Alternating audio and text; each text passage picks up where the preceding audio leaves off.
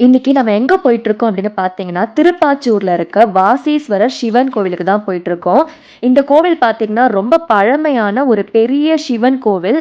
உள்ள போய் எப்படி இருக்குன்னு பார்க்கலாம் வாங்க. இந்த கோவில் பார்த்தீங்கன்னா, திருவள்ளூர் பஸ் ஸ்டாப்ல இருந்து 3 கிலோமீட்டர்ஸ் தூரத்திலயும், திருவள்ளூர் ரயில்வே ஸ்டேஷன்ல இருந்து 7 கிலோமீட்டர்ஸ் தூரத்திலயும் இருக்கு. இந்த கோவில் பார்த்தீங்கன்னா, கிட்டத்தட்ட 1500 ஆண்டுகள் பழமையான கோவில். இந்த கோவில சோழ மன்னனான மாவீரன் கரிகாலனால கட்டப்பட்டது அப்படின்னு சொல்லப்படுது. இந்த கோவிலுக்கு பார்த்தீங்கன்னா, நிறைய பெருமைகளும், நிறைய இதுக்கு பின்னாடி புராண கதைகளும் இருக்கு.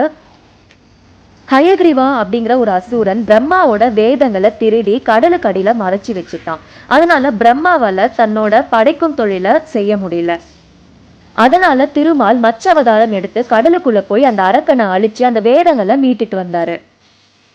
அதனால அவருக்கு தோஷம் பிடிக்குது. அவர் சிவன் கிட்ட வேண்டுறாரு. அதுக்கு சிவன் என்ன சொல்றாருன்னு பாத்தீங்கன்னா, பூலோகத்துல இருக்க இந்த இடத்துக்கு வந்து என்ன வேண்டி வணங்கினா உனக்கு இருக்க தோஷம்லாம் நீங்கும் அப்படின்னு சொல்றாரு.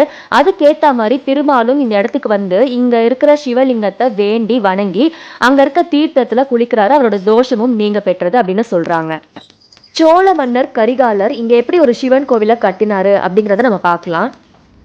கரிகால மன்னர் பார்த்தீங்கன்னா மிகப்பெரிய சிவன் பக்தர். கரிகால மன்னர் இந்த இடத்துக்கு வந்து இங்க இருக்க குறும்பன் அப்படிங்கிற ஒரு குறு மன்னரோட போர் புரிகிறாரு. ஆனா அவரால் ஜெயிக்க முடியல. அதனால சிவன் கிட்ட தீவிரமா வேண்டுறாரு அவர் ஜெயிக்கணும் அப்படின்னு. அதனால சிவனும் அவர் கண்டிப்பா ஜெயிப்பாரு அப்படின்னு அருள் புரிகிறாரு. சிவன் அருள் புரிஞ்ச மாதிரி கரிகால மன்னர் இந்த போர்ல ஜெயிச்சிடுறாரு. ஜெயிச்சதுக்கு அப்புறமா கரிகாலன் சிவனை வேண்டதுக்காக இங்க எதனா கோவில் இருக்கா அப்படின்னு சொல்லிட்டு அந்த ஊர் முழுக்க தேடுறாரு. ஆனா அவருக்கு எந்த ஒரு சிவன் கோவிலுமே கண்ணில் தென்படல. அதனால எல்லார்கிட்டயும் விசாரிக்கிறாரு. அப்ப அங்க ஒரு மாடு மேய்க்கிற பையன் இருக்கான். அவன்கிட்டயும் வந்து அவர் விசாரிக்கிறாரு. அந்த பையன் என்ன சொல்றான்னு பாத்தீங்கன்னா, இங்க கோவில் எதுவும் இல்லை, ஆனா இங்க ஒரு பசுமாடு தினமும் தானாவே ஒரு இடத்துல போயிட்டு பால் கறக்குது. அப்படி அந்த பசுமாடு போகும்போது அங்க இருக்க மூங்கில் மரம்லாம் அந்த பசுமாட்டுக்கு வந்து வழி விடுது. அதுக்கப்புறம் அந்த பசுமாடு வந்து தினமும் அங்க போயிட்டு பால் கறந்துட்டு திரும்பவும் வந்துடுது அப்படின்னு சொல்றான். இதை கேள்விப்படுற மன்னர் அந்த இடத்துல என்ன இருக்கு அப்படின்னு தெரிஞ்சுக்கணும் அப்படின்னு முடிவு பண்றாரு. மூங்கில் மரங்களை வெட்டக்கூடிய வாசி அப்படிங்கிற ஒரு ஆயுதத்தை மன்னர் எடுத்துட்டு போறாரு. அந்த பையன் வந்து சொன்னா இல்லையா, மாடு இங்க போய் பால் கறக்குது தானே அப்படின்னு. அந்த இடத்துக்கு போறாரு. போயிட்டு அந்த வாசிங்கிற ஒரு ஆயுதத்தை வச்சுட்டு அங்க இருக்க மூங்கில் மரத்தெல்லாம் ஆவேசமா வெட்டிட்டு இருக்காரு. அவர் அப்படி அந்த மூங்கில் மரத்தை வெட்டும் போது திடீர்னு ஒரு இடத்துல இருந்து ரத்தம் பீறிக்கிட்டு கொட்டுது. என்ன ஆச்சு அப்படின்னு மன்னர் பார்க்கும்போது அங்க ஒரு சிவலிங்கம் இருக்கு. அந்த சிவலிங்கம் மேல வாசி பட்டு அது மேல இருந்து ரத்தம் கொட்டிட்டே இருக்கு. இதை பார்த்த உடனே மன்னர் அதிர்ச்சி ஆகி சிவன் கிட்ட மன்னிப்பு கேட்கிறாரு. அதுக்கப்புறம் தான் அந்த ரத்தம் நின்னுது அப்படின்னு சொல்றாங்க. இப்போவும் கூட இந்த கோவில்ல இருக்க சிவலிங்கத்து மேல பாத்தீங்கன்னா ஒரு தழும்பு நம்மளால பார்க்க முடியும். மன்னர் வாசியை வச்சு மூங்கில் மரங்களை வெட்டும் போது சிவலிங்கம் மேல இருந்து ரத்தம் பீறிட்டு வந்தது இல்லையா, அந்த தழும்பு வந்து இப்ப கூட நம்மளால பார்க்க முடியும். அதனாலதான் இந்த கோவிலுக்கு வாசீஸ்வரர் கோவில் அப்படிங்கிற பெயர் வந்தது. காயம் பெற்ற லிங்கம் என்பதனால இந்த சிவலிங்கத்துக்கு கைகளால பூஜைகள் செய்யறதில்லை அப்படின்னு சொல்றாங்க. கரிகால மன்னர் அவர்கள் இந்த இடத்துல எப்படி ஒரு சிவன் கோவிலை எழுப்பினாரு அப்படிங்கிற கதையை நம்ம திரும்பவும் தொடரலாம்.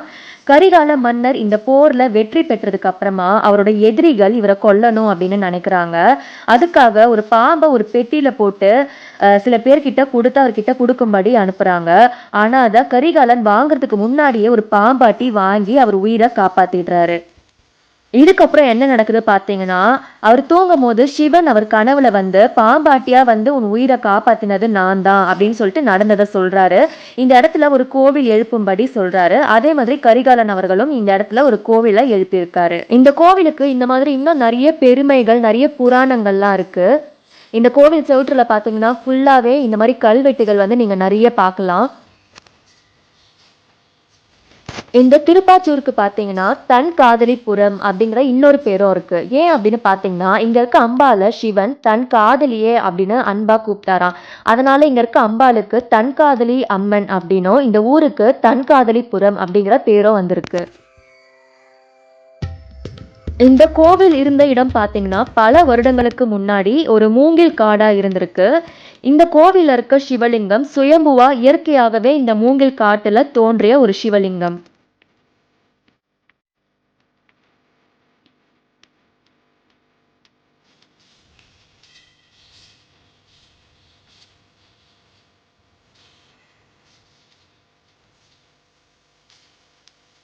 இந்த கோவில் உள்ள போகும்போதே நம்மளால இது வந்து ரொம்ப பழமையான கோவில் அப்படிங்கிறத நம்மளால உணர முடியுது.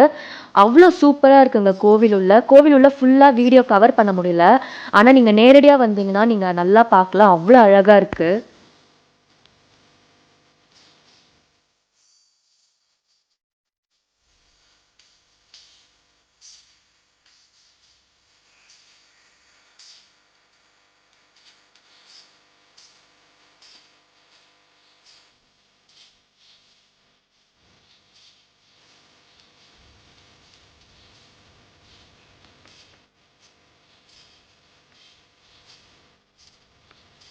இந்த கோவில் உள்ள இருக்க சிலைகள் எல்லாமே அவ்வளோ அற்புதமா இருக்கு.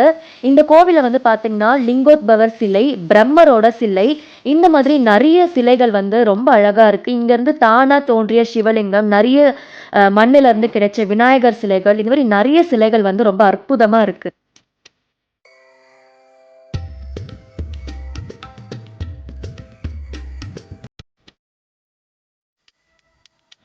உங்களுக்கு இந்த தெரிஞ்சது? சிவன் வந்து இங்க சுயமா உருவானவர் வந்து தான் அப்போதான் பாடுபட்ட கோயில் இது வேற. ஏன்னா இந்த மூங்கில் மரத்துல இருக்கிறதுல மாடுகள்லாம் நிறைய வந்து இங்க ராஜா இருந்த இடத்துல மாடுகள்லாம் மேயுமா. அதுக்கப்புறம் வந்து அந்த மாடுகள்லாம் வந்து அந்த மூங்கில் தோப்பான போயிட்டு அந்த பால் கொடுக்கணும். அப்படின்னா இந்த பால் தங்கமா வந்து எங்கே தான் போயிருக்கோம் மூங்கில் மரத்தில் சிவன் அங்கேயே இருந்தார். இங்க அந்த மாடு வந்து அந்த பாலை வந்து அங்கே அப்போ நிற்கும் அந்த உடஞ்சி அது அந்த மாடு வந்து அந்த மூலிகை மரத்தில் போயிருக்கல அந்த சிவனால ஊற்றமா. அப்போ தான் அந்த ராஜா காலத்தில் பார்த்தா அந்த கோயிலை உருவாக்கி கட்டணும். சரி, தேங்க்ஸ்க்கா. முடிஞ்ச அளவுக்கு இந்த திருப்பாச்சூர் கோவிலை வந்து நாங்கள் சுற்றி காமிச்சிருக்கோம். உங்களுக்கு இந்த வீடியோ பிடிச்சிருக்கும் அப்படின்னு நினைக்கிறேன். உங்களுக்கு இந்த வீடியோ பிடிச்சிருந்தா ப்ளீஸ் லைக் பண்ணுங்கள், ஷேர் பண்ணுங்கள், சப்ஸ்கிரைப் பண்ணுங்கள். மறக்காமல் பெல் ஐக்கான் கிளிக் பண்ணுங்கள். அதோட ஆளுங்கிற ஆப்ஷனை கிளிக் பண்ணுங்கள். தேங்க்ஸ் ஃபார் வாட்சிங்.